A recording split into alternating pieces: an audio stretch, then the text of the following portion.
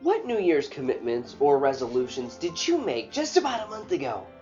Are you still keeping them? Are you even working on them?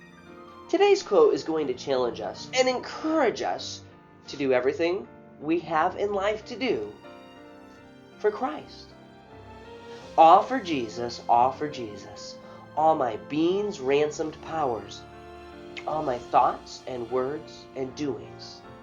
All my days and all my hours.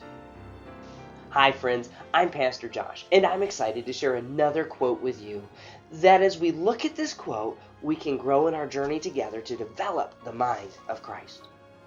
Our quote today comes from a hymn, All for Jesus. This was written by Mary D. James in the 1800s.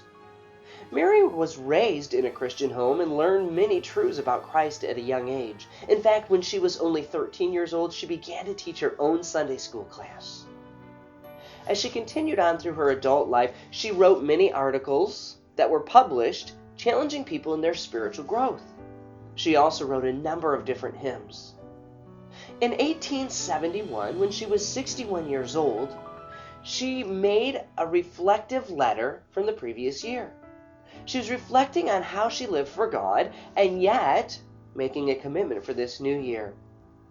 She wrote this hymn, All for Jesus, as a New Year's resolution or a new commitment. As you look back on your commitments, have you kept them? Are you doing it all for Jesus? The Apostle Paul challenged us in the book of Philippians. Philippians chapter 1, verses 20 and 21. According to my earnest expectation and my hope, that in nothing I shall be ashamed, but that with all boldness, as always, so now also Christ shall be magnified in my body, whether it be by life or by death. For to me to live is Christ, and to die is gain.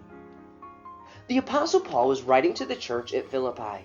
Now, when he was writing this letter, he wasn't experiencing easy times. In fact, he was being imprisoned for the sake of the gospel. And yet he realized his commitment was to do all for Jesus, whether it was life or death, whether it was imprisonment or freedom. In fact, throughout this book, he talks about some of those different truths. Here in chapter 1, he challenges us with his own commitment.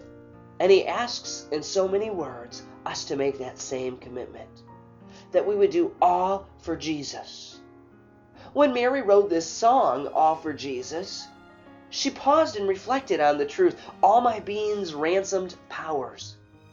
She was ransomed from her sin. Christ paid the debt that she could never pay. And so as she writes this song, she says, all my abilities, all the powers that I can have and muster up, I want to do it all for Jesus. And she specifies that in the next lines.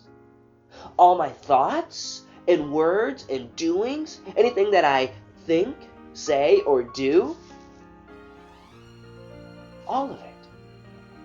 She then says, all my days and all my hours, whether it's leisure time, that it's for Christ, or whether it's work, that she's doing it for Christ. Whatever she's doing, her burden was to do it for Christ. Is that how you're living today? Is that how I'm living today? What a challenge. As I look back on my commitment for this year and seeing what area God really wanted to challenge and change me in this year, how much of that have I been focusing on for Christ?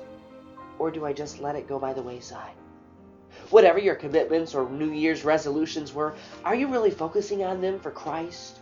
Are you letting Him change you and empower you? Are you committing all of your being's ransomed powers for Him? For His power to work in and through you? The Apostle Paul says that later in Philippians chapter 3, that I may know Him and the power of His resurrection. So let's take God's power to live with all of our own abilities for Christ. Whatever that looks like for you today. Doing dishes, laundry, homework, or maybe it's as we gather together to worship publicly as a church family. Will you do all for Jesus? And let's let Him be glorified. All for Jesus, all for Jesus. All my being's ransomed powers. all my thoughts and words and doings, all my days and all my hours. Oh, I hope that's your commitment today. Let's continue to let God change us into His image and do everything for Him and His glory. If today's quote was helpful, would you consider sharing that? Would you share with others so that together we can grow on our journey to develop the mind of Christ? I look forward to seeing you next time.